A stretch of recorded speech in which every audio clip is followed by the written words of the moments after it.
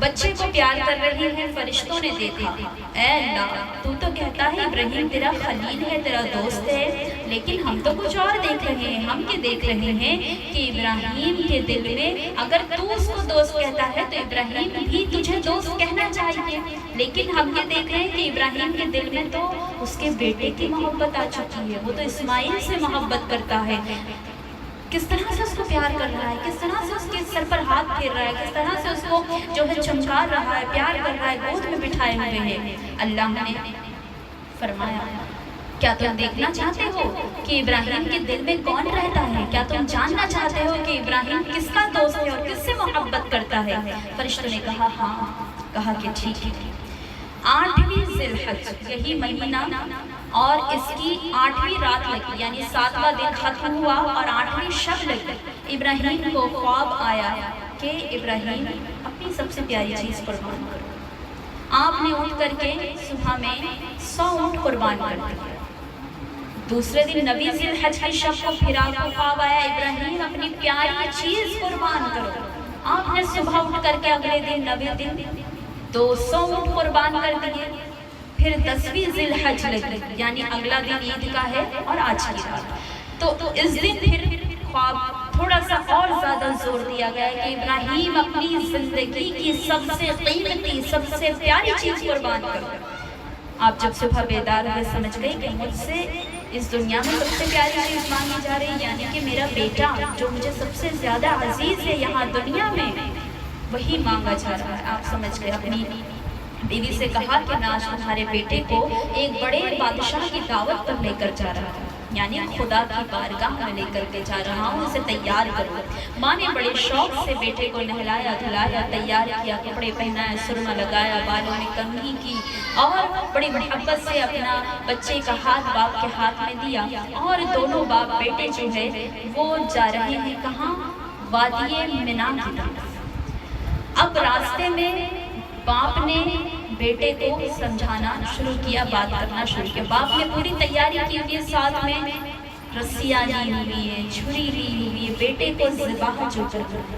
وہ کون سا باپ ہوگا کہ جس نے 80 سال کی عمر میں بیٹا پایا ہو، اکلوتا بیٹا ہو جو ابھی دوسرا بیٹا اسحاق وہ ان کے بعد میں آتا ہے۔ وہ بھی قربانی کی برکت ہے کہ جب اسماعیل کو قربان گاہ تک لے آتے ہیں تو اللہ اس کے بدلے ایک اور بیٹا حضرت سارہ سے عطا فرما دیتا ہے۔ تو خیر ساری تیاری کی ہوئی، اور پھر آپ کہتے ہیں کہ بیٹا میں نے یہ خواب دیکھا ہے کہ، اور اس سے پہلے شیطان آ کر کے پھر وسوسہ دینا شروع کرتا ہے۔ وہ وہاں سب سے پہلے حضرت حاجرہ کو بہکاتا ہے کہ تم نہیں جانتی ہو، ایک شخص کا روپ اختیار کرتا ہے اور کہتا ہے تم جانتی ہو تمہارا بیٹا کہاں گیا ہوا؟ کہاں؟ ہاں بادشاہ کے یہاں دعوت پر اس کے والد لے گئے ہیں۔ کہا کہ نہیں، وہ اسے قتل کرنے لے گئے ہیں، وہ اسے ذبح کرنے لے گئے ہیں۔ وہ کہتی ہیں کہ بھلا کوئی باپ اپنے بیٹے کو کیسے ذبح کر سکتا ہے، وہ بھی اتنا جو اتنی مرادوں سے مانا ہوا ہے، جو اتنی مدتوں بعد ہمیں میسر ہوا ہے، وہ تو بڑی محبت کرتے ہیں۔ کہا کہ شیطان بھی کبھی کبھی سچ بول دیتا ہے، اس نے سچ کہہ دیا کہ اللہ کا حکم ہے اس لیے قربان گاہ تک لے کر کے گئے ہیں۔ حضرت حاجرہ مسکرا کر کے جواب دیتی ہیں کہ اگر یہ میرے خدا کا حکم ہے تو پھر تو ایک اسماعیل کیا ہزاروں اسماعیل ہو تو بھی یوں قربان ہے خدا کی راہ پر۔ اب جب وہ یہاں سے مایوس ہوتا ہے تو پہنچتا ہے حضرت اسماعیل کے پاس، بچے کو بہکانے کی کوشش کرتا ہے، ان کے کان میں وسوسے ڈالنا شروع کرتا ہے اور کہتا ہے کہ تمہیں تمہارا باپ ذبح کرنے کے لیے لے کر کے جا رہا ہے۔ حضرت اسماعیل جواب دیتے ہیں کہ نہیں، میرا باپ مجھ سے بڑی محبت کرتا ہے۔ تو پھر کہتا ہے کہ جو ہے خدا کا حکم ہے اس لیے وہ تمہیں ذبح کرنے کے لیے لے کر کے جا رہے ہیں۔ اسماعیل جواب دیتے ہیں کہ اگر یہ خدا کا حکم ہے تو پھر مجھے اپنی جان کی کوئی پرواہ نہیں، میں تو اس کی ہر بات پر راضی ہوں، اس کی مرضی میں جو ہے خوش ہوں، جیسا وہ چاہے گا اسی طرح سے ہوگا۔ پھر جو کنکر مارنے کا جو منظر ہے وہ بھی اسی راہ پر پیش آتا ہے کہ اس طرح سے جو ہے باپ اور بیٹے نے دونوں نے پھر شیطان کو کنکر مارے تھے۔ آج بھی حاجی اسی سنت کو زندہ کرتے ہیں اور جا کر کے کنکر مارا کرتے ہیں، سنت خلیل سنت اسماعیل کو زندہ کیا جاتا ہے۔ پھر باپ پوچھتا ہے اپنے بیٹے سے کہ اے میرے بیٹے میں تمہیں قربان کرنا چاہتا ہوں، تمہارا کیا خیال ہے؟ قرآن میں اس کو اللہ نے ذکر کیا ہوا ہے۔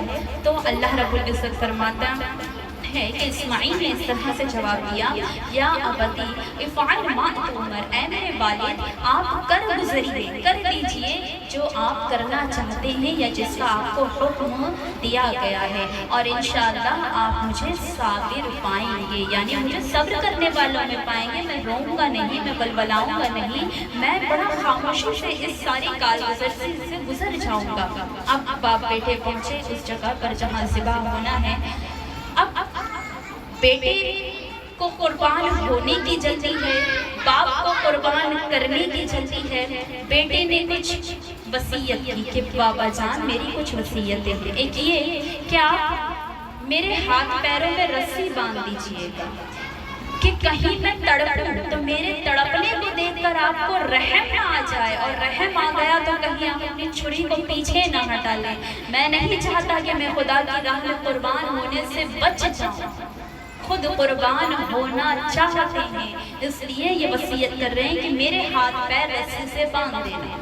دوسری وصیت یہ کر رہے ہیں کہ مجھے اوندھا منہ لٹانا، یعنی چہرہ میرا اوپر کی جانب نہ رکھنا بلکہ پلٹ کر کے لٹانا، تاکہ میرا چہرہ دیکھ کر، میری شکل دیکھ کر آپ کو پیار نہ آ جائے، آپ کو رحم نہ آ جائے، اور آپ کے ہاتھ لرز نہ جائیں، کپ کپا نہ جائیں، اور چھری کو آپ ہٹا نہ لو۔ پھر کہا کہ اپنی آنکھوں پر بھی پٹی باندھ لینا تاکہ میں نظر ہی نہ آؤں آپ کو، اگر مجھے دیکھو گے تو دیکھ کر کے پھر چھری نہ چلا پاؤ گے، اس لیے اپنی آنکھوں پر بھی پٹی باندھ لینا۔ پھر کہا کہ میرا کرتا اتار لینا اور یہ کرتا میری ماں کو دے دینا، کم از کم اسے دیکھ کر کے وہ سکون پا لیا کرے گی، وہ مجھ سے بڑی محبت کرتی ہے، وہ پوچھے گی کہ میرا بیٹا کہاں گیا تو اسے میری نشانی کے طور پر یہ کرتا دے دینا۔ یہ ساری وصیتیں کر کے بیٹا لیٹ چکا ہے، باپ نے چھری کو تیز کر دیا ہے، رسیوں سے باندھا جا چکا ہے، اسماعیل کو لٹایا جا چکا ہے، چھری کو تیز کر دیا گیا ہے، اور باپ نے جو ہے آنکھوں پر پٹی باندھ کر کے بالوں کو پکڑا ہے، جس طرح سے جانور کو ذبح کیا جاتا ہے۔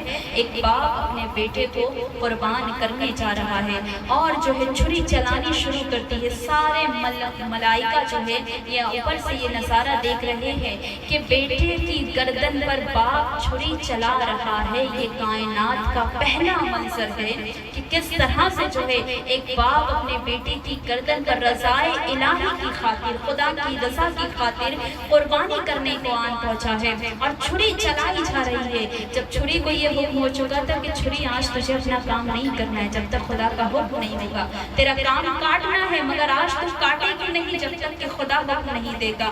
حضرت ابراہیم پریشان ہے کہ پتہ نہیں کیا بات ہو گئی کہ قربانی ہو نہیں رہی ہے، اسماعیل پریشان ہے کہ پتہ نہیں کیوں میری قربانی نہیں ہو رہی ہے۔ آپ چھری کو غصے میں پھر سے تیز کرتے ہیں، چھری بیچاری وہ پریشان ہے کہ خدا کی بات مانو یا خلیل اللہ کی بات مانو۔ یہ کہتا ہے کہ چل اور خدا کہتا ہے کہ آج نہ چل۔ اب جو ہے اللہ رب العزت فرشتوں کو مخاطب ہو کر فرماتا ہے، سنو اے میرے فرشتوں، جو سوال تم نے مجھ سے اس وقت کیا تھا آج تمہیں جواب مل گیا کہ میرے خلیل کے دل میں کون رہتا ہے، بتاؤ آج یہ منظر دیکھ کر کے بتاؤ کہ اس کے دل میں رہتا ہوں یا اس کا بیٹا رہتا ہے، وہ مجھ سے محبت کرتا ہے یا اپنے بیٹے سے زیادہ محبت کرتا ہے۔ فرشتے سجدہ کر کے رب کی بارگاہ میں عرض کرتے ہیں، ہاں مولا ہم مان گئے، تیرے خلیل کے دل میں محض تو ہی تو رہتا ہے، تیرے سوا اس کے دل میں کوئی نہیں رہتا ہے، واقعی تاج خلد کا حقدار حقیقت میں تیرا ابراہیم ہی ہے۔ اور پھر جو ہے جبرائیل کو حکم دیا جاتا ہے کہ جبرائیل جلدی کرو